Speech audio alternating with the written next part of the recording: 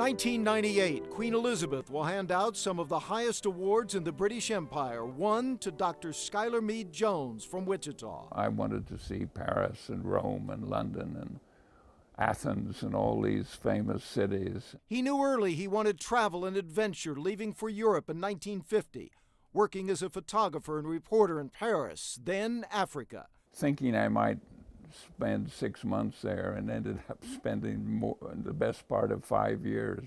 He was a policeman during the Mau Mau uprising in the 50s and hunted crocodiles for a living. Problem is, when you shoot them, they sink.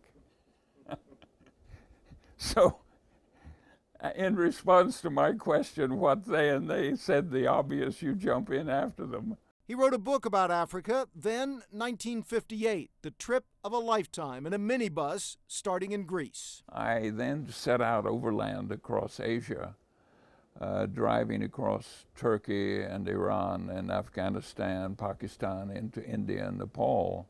Studying people and cultures, he spent nearly 6 years in a remote part of Afghanistan where people lived as they had for centuries.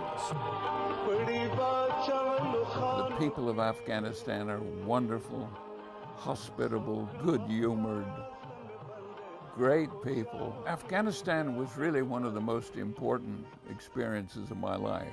He earned a doctorate in anthropology at one of the most hallowed schools in the world, Oxford University in England, where there was an opening at the famed Pitt Rivers Museum. So I applied for the job and got it, not realizing that I would spend the next 30 years there teaching anthropology and eventually running the museum. Here's 4 volumes by a British officer named Reginald Schomburg. He has lived in 2 worlds, learning and books, and travel and adventure.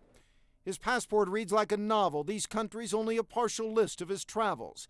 His life gave rise years ago to a rumor he was the model for one of Hollywood's most popular characters. Many said Harrison Ford's Indiana Jones was based on him. He says no, others thought yes, including another museum director. She turned to me and said, "Is it true that you're the original Indiana Jones?" Well, I'd never heard of Indiana Jones. Even lifelong friends wondered. They then explained to me about the movies, which apparently they'd all seen. And they said, well, you know, knowing you in the old days, we thought maybe that was you. Later, back at Oxford, I discovered it was quite a widespread rumor amongst my students. He was not the model for Jones, but could have been.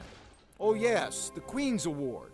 Professor Schuyler Jones for services to the Pitt Rivers Museum at Oxford University. Named a Commander of the British Empire, an award coveted by many, not given lightly. It was a strange thing for a kid from a Kansas farm to suddenly find himself in Buckingham Palace. It's a memoir, not an autobiography. He speaks several languages, has written several books, including his latest, A Stranger Abroad, about his life. There are no regrets over things not done. Unfortunately, life's too short to learn as much and do as much as we would like. Many of the photographs you saw, especially those from Afghanistan, were taken by Dr. Jones. His work has appeared in exhibits all over Europe, also in National Geographic. At 81, his traveling days are not over. He's planning a trip to Africa this fall. John Snyder, KSN News.